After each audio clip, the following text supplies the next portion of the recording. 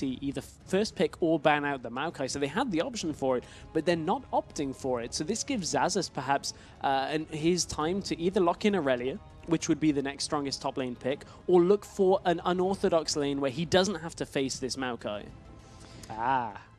And this is the ban that was opened up. Corki is now here because he was banned in the previous game. Yeah.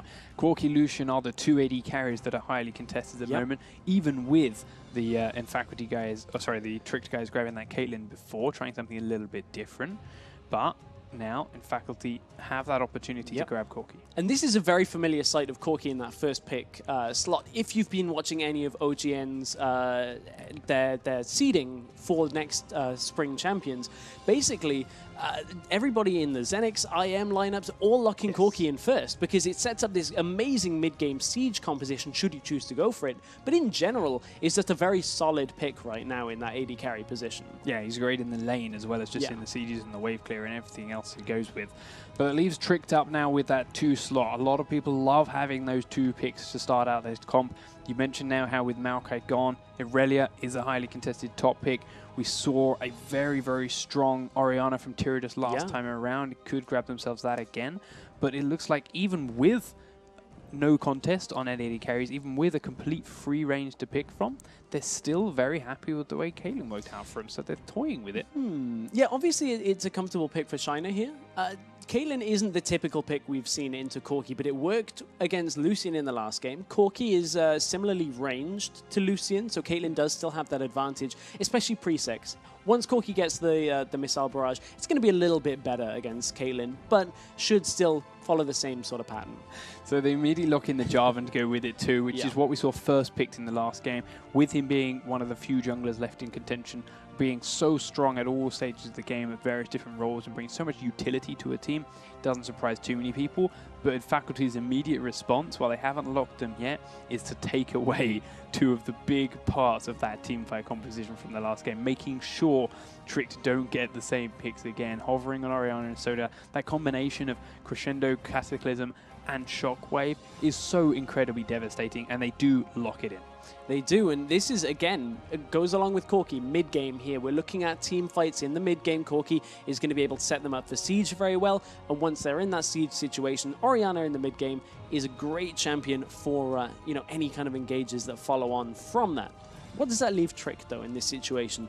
We don't see a lot of Janna into Sona just because of the way the sustain matchups kind of end up going. Sona typically comes out ahead here. Nami could be an option. Seems to be a common one. Yeah, although with Caitlyn, I'm looking at champions that synergize with that slightly longer range. There we go. Nami does perfectly. Exactly. That was going to be my top pick. And we get Tyradus, of course, reversing the matchup from the previous game. His time to play with that Ahri. Let's see if he can do it any differently to the way Source Perfect did and have a bit more of an impact in that early game with perhaps Roams. Yeah, it's pretty much a skill matchup in the Ahri matchup because every time you have an Orianna, she just sits so far back, farms rates. There's not a lot you can do against an Orianna. So it's down to Tyradus to get around the map and have an impact here in this game. But Faculty still looking for their top laner on Xaxus. He has the first pick, and I have to feel he's a little uncomfortable here. He's decided. Yeah, there we go. Done it. I think he was waiting to see whether they picked Aurelia, maybe to have some kind of counter to it. There aren't any that really we're aware of. Maokai does okay. Gnar is the only other one, but now Tricked are in a really odd situation. Lissandra and Victor both pretty much get crushed by Aurelia just because of how difficult she is to deal with in the laning phase and later into the game.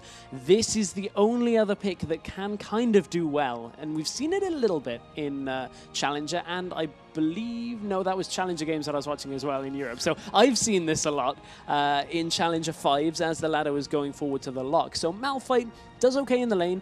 Great engage potential, my goodness. Especially to get onto an Orianna who, as you mentioned, loves to sit so far back. And that's the one thing that a siege composition like a Corki, Kha'Zix as well, Orianna goes in with that. That's the one thing that's going to undo them, is hard engage. And the hardest engage potentially in the game is that unstoppable force from Malphite. Yeah, and I also want to talk a little bit about Kha'Zix, because Worlds, he was a big factor and a very common pick. We're on the same patch, but a lot of people in the last couple of months since Worlds, last couple of weeks, have been focusing more on the Jarvans, Rengars, and Lee Sins. Kha'Zix just kind of stopped getting played from a lot of players, and I never really got a solid answer from someone as to why. But, in Faculty, this time around, feeling it's their best option.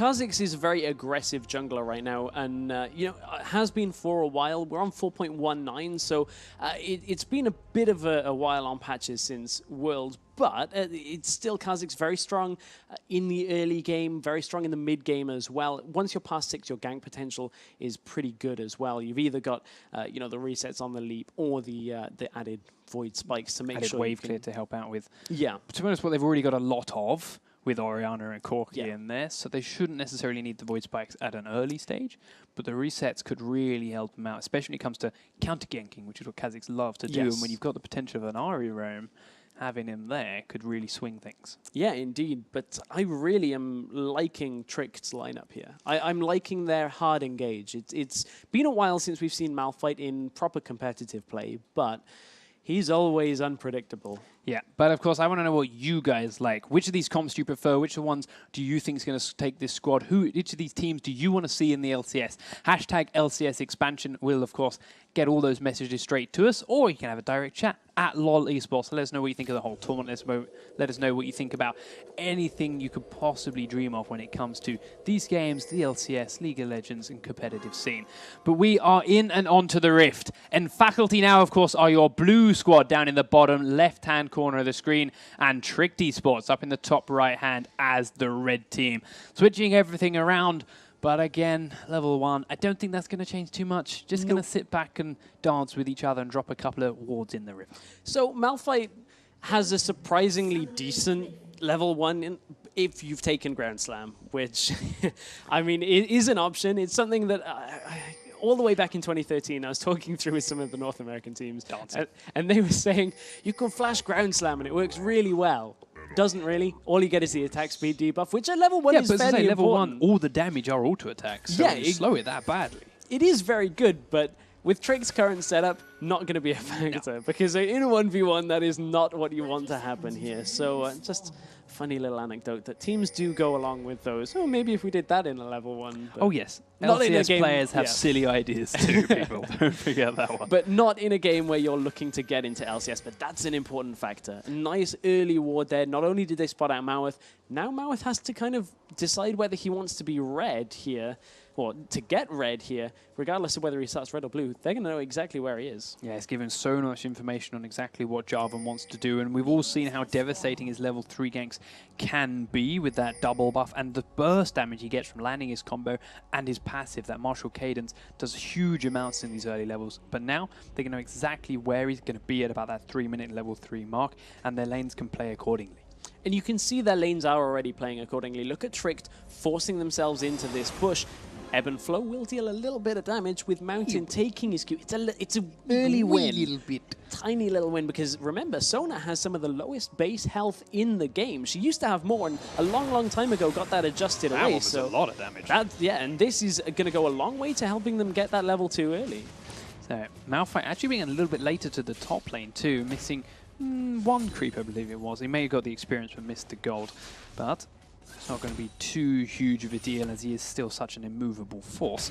But, as you mentioned, that bottom lane is, of course, still where the contest is in these early levels. But this time around, it's far more even than it was before, with all 6 creeps of both sides dying at very similar times. And I don't think Tricked are going to be able to stamp their authority quite as much as they did in the last game. Last game was support against, was sustain against no sustain. This one, however, both supports have a heal in their kit.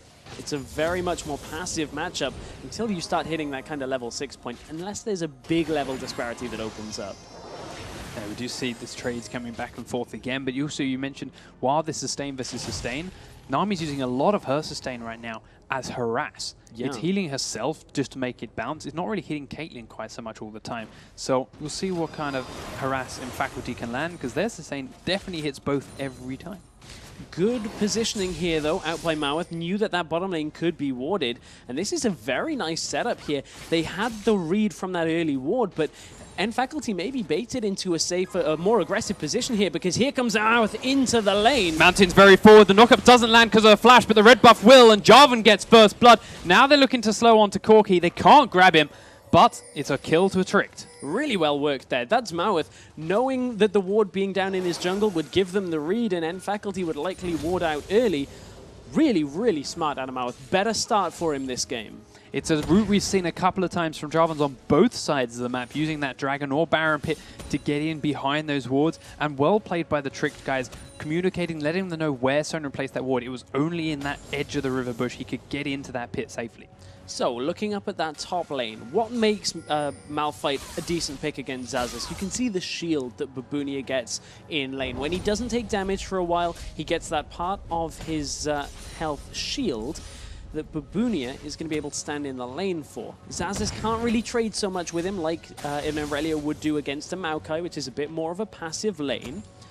But Xaxus just has to wait this out and avoid the full-on engage later in the game, and Irelia will scale naturally to be able to compete against Malphite.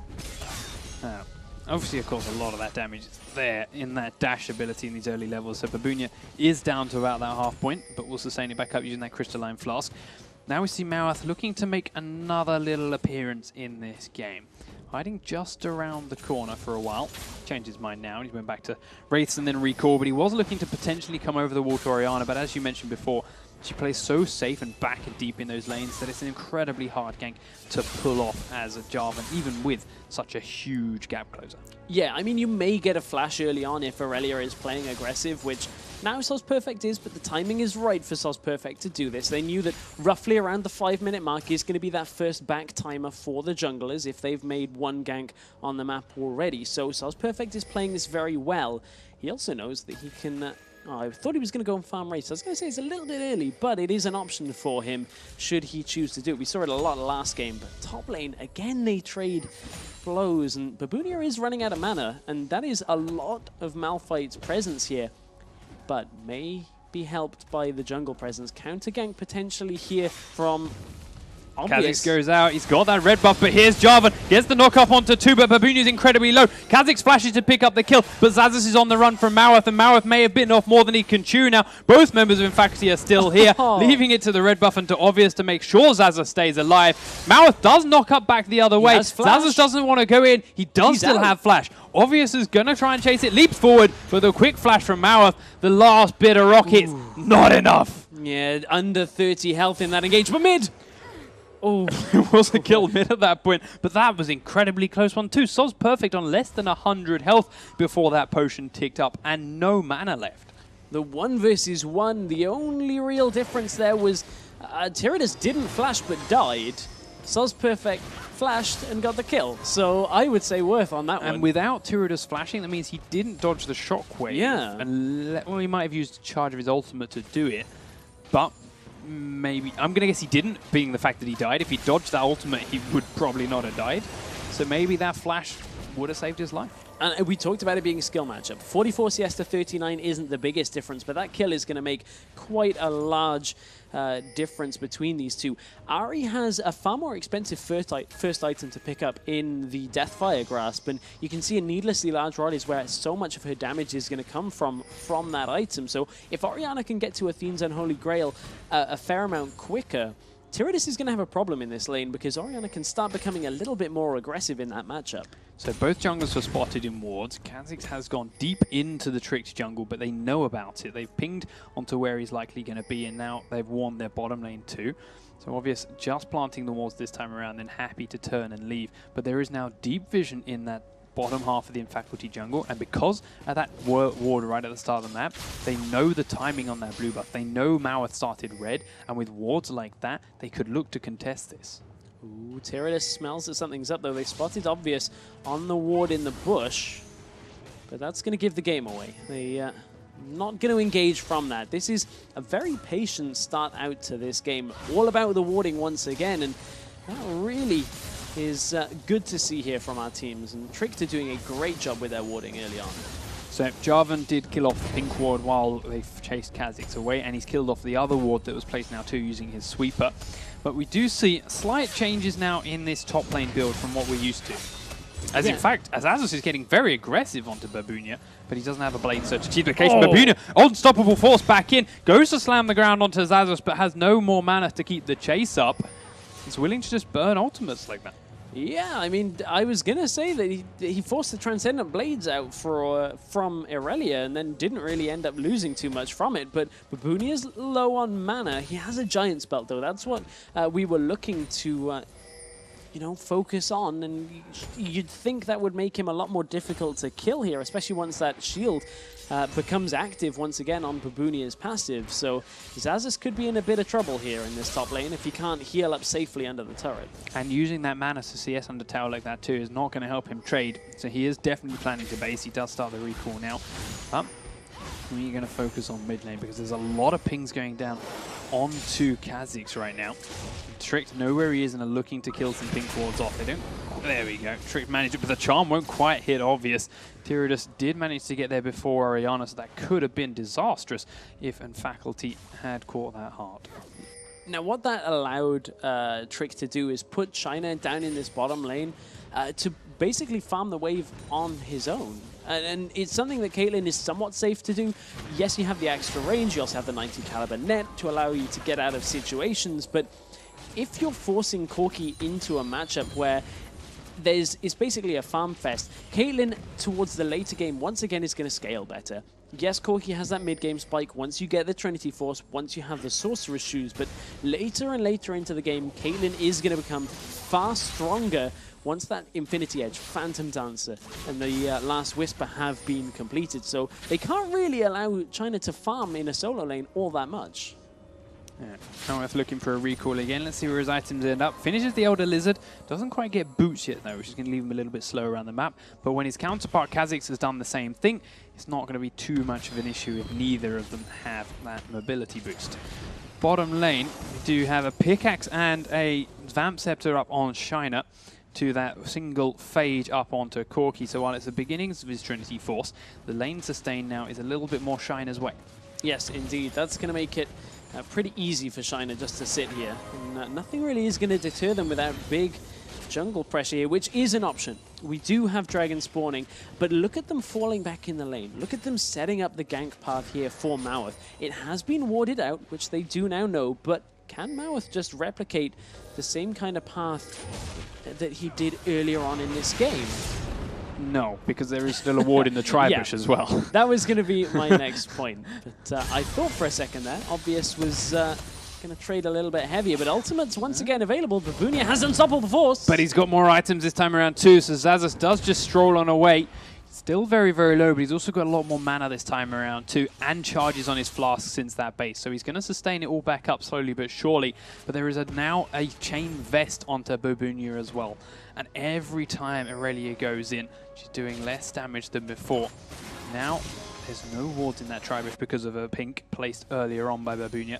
And Mouth knows it. Mouth is going to try and make use of it. Can he get into that bush without being spotted? He gets into one. Looking to come into the next one as Shiner actually falls bottom lane. There's that jungle presence we talked about. Snuck his way in through the lane, and thanks to the Crescendo and Kha'Zix combo, they open themselves up at the first dragon. Yeah, now what that's going to do is pretty much give Faculty a very easy dragon. They've kind of lucked out of the fact that Javan was top. Going on to Aurelia, they do manage to pick her up with a max range flag drag Cataclysm combo, and this is Trick saying, fine, you've lost the dragon, but we're going to make the most of this top lane. We will take a tower. They will, and Babunia can now look to roam once this tower has fallen, and there is nothing really teleporting Unstoppable Forcing Malphite at that point in the game. So these team fights, once Trick can look to group, should go a lot better for them, and that's a very confident play. Babunia just recalling right in front of that turret. That's, well, he's got to stay and make sure the minions can get it. Of course, but what I mean is just basically standing there and saying, yeah, I'm going back. Actually, no, it's exactly what it is. He's being very confident. He wanted to stay to get the extra gold, because of course the boost, and just taunting his opponents with the recall. Just a little bit of a tease. So you can't stop this. But he has pushed up towards the tier 2, and that's opened up a possible roam from Orianna and Kha'Zix, because he has no mana, has no Unstoppable Force. He's got his flash, but he's on full tilt to turn and run. Flashes into the river. Kha'Zix was not close enough, though. He is still looking for a possible opening. No, Babunia's long turn around. Kha'Zix is now pinging in towards the enemy Wraith camp, and he's got Orianna in support as they're watching Tyradus kill off this ward. Charm does hit obvious, but yes, he is 2v1, so he can't defend the ward, and just ends up pulling the Wraith camp. Overconfidence kind of punishes Babunia there. Just a little bit cockiness. And he stayed to push the wave. That was the curious thing about that, is he did not need to burn the flash at all. Yeah, exactly. He could have, even if he wanted to stand in front of the turret as it died and recall, could have done that. That would be fine. But running up to the next wave. Ground slamming to use, ooh, flash out. Flashes from the charm, but it might not be enough anyway. Tyradus is going to keep going. The Ignite is ticking. Has to flash for the last auto attack. Man, but the heals coming out from Corki save Sona's life, and Tyradus blew so much. Tyradus, I don't know why you'd flash forward there to try and auto with Ari as Sona turns around the corner. You've been playing on 4.19 and on this map for so long, you know that's a corner that you drop vision on. Same time though, they blew the flash and the heal from Corki and the flash from Sona. Ooh, so it's not a complete loss, available. But TP's coming in, Unstoppable Force onto Ariana, but now Ari's got nothing to follow it up with, and the charm doesn't land, so Maueth just comes in, and all he can do is watch.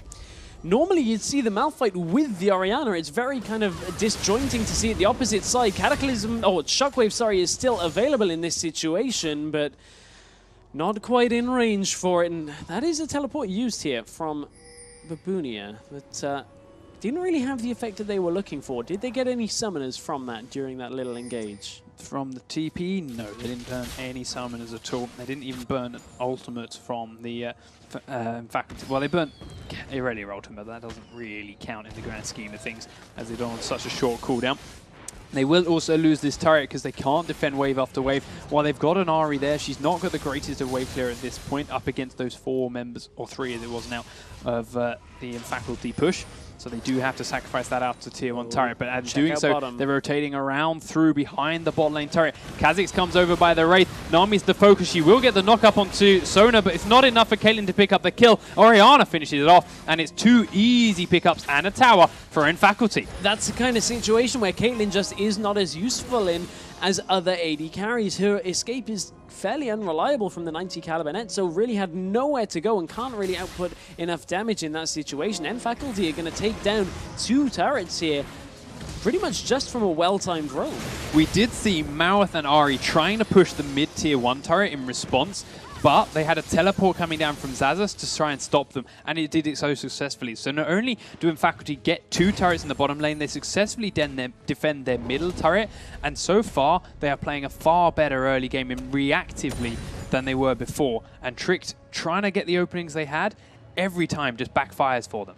Yeah, it really just is not going Tricked's way right now. Take a look at the gold difference between the two. We are about 2 minutes away from the dragon spawning, but currently is 3,000 gold difference. Babunia is looking to push this top wave, and yeah, now Xaxus is going to head there to head him off. But this is a period of the game where, again, we drop into the vision control and how necessary it is going into this dragon play.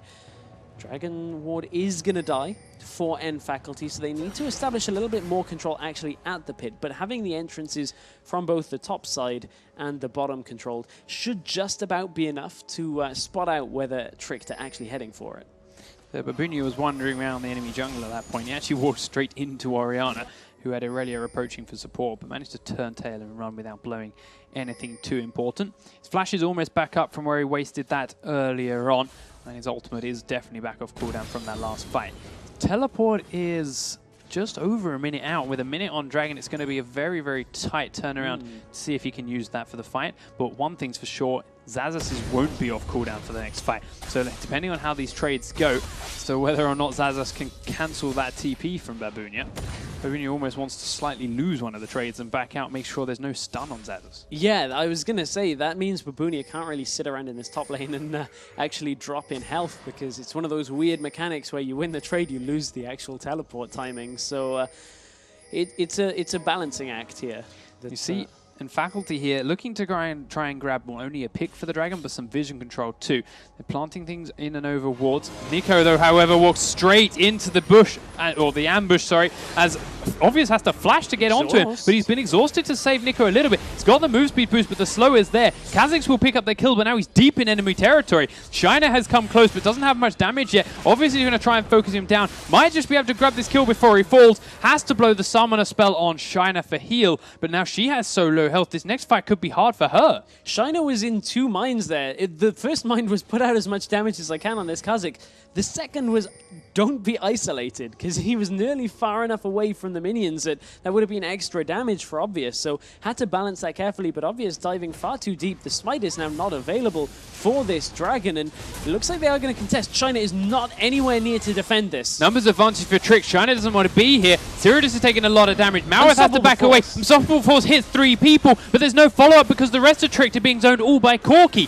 Fnatic and Faculty turn to try and focus down Maokai, and with nothing left to defend himself, he drops incredibly fast. Nice bubble will hit Serodon. Tricks are trying to turn and run, but the movement speed boosts are coming out from Faculty. Dissonance and heal. Shockwave won't hit Shiner, but the rockets are still coming out from Corki onto Tyrannus, and they do finally pull away. Oh man, that Shockwave just missing out completely. Could have been enough to continue this cleanup, but Tricked got the dragon from that. No, they didn't. The dragon is actually being alive, done and now. And Faculty get it. Like FAC tech call me. Yeah, I nearly did that one earlier. It's okay. I was like, this is not a Fnatic game. But no, yeah, the dragon goes down in favor of N Faculty at the end. There used to be N exclamation mark. I don't know why Tricked went for that. No, like, neither do I. Like, Shiner was so low he couldn't be involved. They knew Shiner couldn't be involved. Yes, they got 1 for 1, but with Shiner gone 2, that's 2 people down, even if he's not dead. They went for that 3-man dragon when they knew they were surrounded. They knew Corki was in the bottom lane because he just finished killing away the creeps off. They already saw the other 3. They were ready to defend from them. Why would you sandwich yourselves in the middle like that? I think they perhaps just didn't read the power spike on Corki. He's got his Trinity Force, he's got his Sorcerer's Shoes, so not reading how much damage he has in a fight like that is a massive underestimation of their AD carry.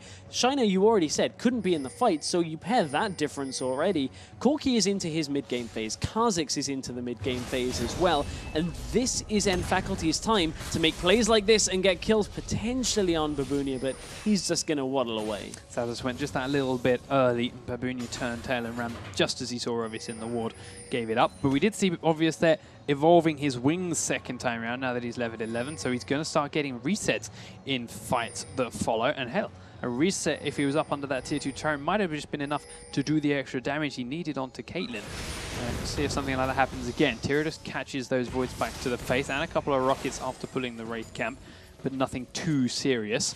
As we start seeing Tricked, I don't want to say flailing around, but they do seem a little bit lost. They're not as comfortable as they were at this point in the last game. Big chase on the top lane. Obvious is here, but so is Maweth. And that's enough to turn them around. Obvious turns as soon as he sees it. He's now going in onto Maweth because the rest of Faculty are coming up the river. Babunia has to use the Unstoppable Force to get out. Maweth flag and dash, but Corki's looking to chase. The Shockwave goes off. It will hit Maweth, and that's 1 kill down. Shut down for Orianna. And that should be the tier 1 turret as well. They are going to trade it, however. Bottom, they're not pushing top. They're not. They've turned and run. They didn't have the minions enough, so they have to turn to try and defend. They lose the 1 turret in the middle lane. They're going to possibly lose the second one. The teleport is going to come in from Zazas. That's enough to scare away the rest of Tricked. But ultimately, they grab 1 kill. They should get this here. Soul's Perfect is going to stay around for it. I was going to say no objectives, but 1 kill just for then a tower trade. Soul's Perfect's going to have to tank up a good few shots here if he wants to take it. I mean, Orianna shield, he'll do all day long, especially with the blue buff. But I mean, this is a lot longer than Soul's Perfect would have liked to stick around, but it has bought time in the middle wave. This is N Faculty grouping up. Here's a misplay from Tricked. They completely left that open to that push. They do bring Tyrannus around one side. Now Jarvan's back here. Malphite is there, but he doesn't have Unstoppable Force. Charm won't land. They have split up in Faculty, but the Maweth knock-up won't hit Soul's Perfect, and they may have lost him his life. He does drop down with another free kill to Orianna. I don't understand why Tricked are going in so fragmented here. They really need to just wait for their ultimates and use them in combination, because that is what they have. They have a team fighting composition, but right now, the Kha'Zix-Orianna ball combination is too strong for them, and Faculty get it in the first fight, and now in the follow-up fight, they just have enough damage to last through Tricked anyway, and now they're looking to pressure out this top inner tower, and I don't think there's too much that Tricked can actually do about it without their wave clear. They do have quite a lot of wave clear on Malphite, but he has to stand right in the middle of the whole wave, which there was okay, but in future fights, he's going to take a lot of damage every time he does that. He's not got the most magic resist up at the moment, and this Orianna is starting to get huge at 5-0-1. Man, yeah, 5-0-1. Zhonya's Hourglass completed as well, so not only is that going to reduce the damage that Caitlyn is going to be doing, but if you can get that clutch Zhonya's, if you see the beginning of the Malphite ultimate. Very, very early home guard boots on Corki right now, which I'm not too sure about. They're not having to turn around and rush out too quickly. They've not particularly been defending their base at all at the moment. And I feel that's gold that could have possibly been spent a little bit better. Hell, getting that Bloodthirster much faster, because he's got the BF sword alongside those home guards. Yeah, that's possible. One reason you'd see it picked up would be in a situation where they want to put him up against Babunia, because they want to get him out of the base as fast as possible, clear the wave and back away. That would be what you'd expect from that kind of play. But they're sending Xaxus over for the 1v1 anyway. He has teleport. It makes all the sense in the world. So I agree with you. It's potentially another situation where N-Faculty could perhaps have been a little bit more greedy with their builds. But, you know, Home Guard, they're going to buy it at some point. It's just one of those not quite getting further ahead than you could be situations. Playing just in case it goes for a lot longer. 25 minutes on the clock. Far shorter so far than the last game, and a lot more turrets down already for N-Faculty. 5 towers to 2, 9 kills to 3, and a 7,000 gold lead in their back pockets. But Malphite is still a very, very tanky member of that Tricked lineup. He's still got a pivotal ultimate, and Ari has that DFG to catch, DFG and Void Staff now, to catch the one-person Malphite ultimates. That's all they need to do for Trick to really swing one of these fights around. That is still a very volatile combo, despite 7,000 gold. 7,000 gold, though, is a bigger lead than we really saw in the first game. We know that Tricked could hold a smaller lead than this, but can they survive under the siege from N-Faculty? We know how strong... Definitely a better siege comp this time around. In fact, they're waiting for a trap around the corner again. Babunia goes around first, but they're doing a lot of damage to him. Will turn, but he hasn't got that moment for an unpossible force. And Sheridan is doing a lot of damage with rockets to the backside of Tricked, so they have to turn and run. Dragon is back and alive on the map, so that is going to be our point of contention here. N-Faculty could be looking for some kind of setup here at this opening. They Tricked have to walk right over that Orianna board to get in here. It does ping back to Orianna, and now Faculty are split. Marith goes in, doesn't get the smite, goes to Kha'Zix, but he immediately has to flash away. Marith the first man down. Tricked are looking to avenge it. Xaxus has been exhausted. 3-man shockwave, 3-man crescendo, and Tricked esports are melting. It's an ace for Faculty at 26 minutes. They get the Dragon as well, and that was just great layering of all of their AoE damage. N-Faculty with a massive team fight coming out ahead. They're going to head to Baron as well, and this is a much more comfortable game for N-Faculty right now. They are far happier with this, and they are making far better decisions with it. They slightly split them up on that time round, but Tricked, while they win in, Marith went for the Dragon.